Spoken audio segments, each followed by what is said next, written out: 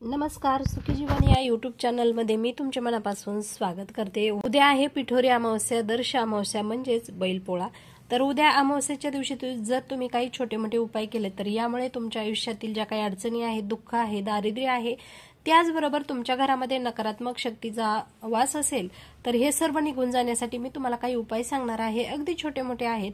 सकाळी उठल्यापासून आपण या उपायांना सुरुवात करायची आहे। यामुळे आपल्या घरातील नकारात्मक शक्ती निघून जाणार आहे।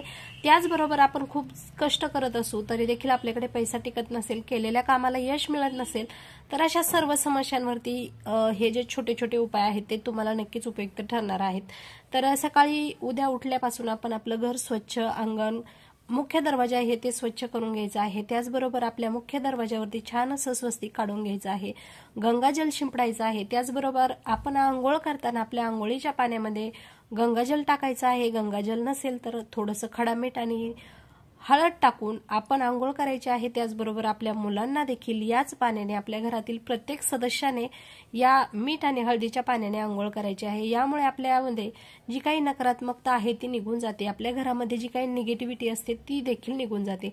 त्याचबरोबर आपण आपली फरशी पुसताना देखील आपण थोडंसं खडा मीठ आणि हळद टाकायची आहे उद्याच्या दिवशी जर तुम्ही कुठले लिक्विड वगैरे टाकून फरशी पुसत असाल तर उद्याच्या दिवस ते नका करू, फक्त तुम्ही हळद आणि मीठ टाकून फरशी पुसा। यामुळे पूर्णपणे आपल्या घरातील निगेटिव्हिटी ही निघून जात असते।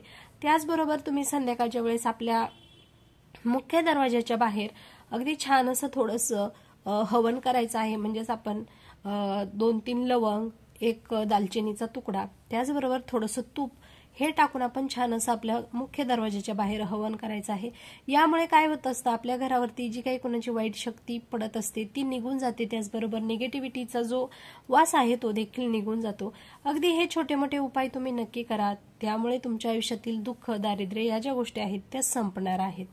तर जर तुम्हाला हा व्हिडिओ आवडला तर व्हिडिओला लाईक करा, शेअर करा, तसेच चॅनलला सबस्क्राईब जरूर करा। पुन्हा भेटू अशाच एका उपायासोबत। तोपर्यंत सर्वांना श्री स्वामी समर्थ।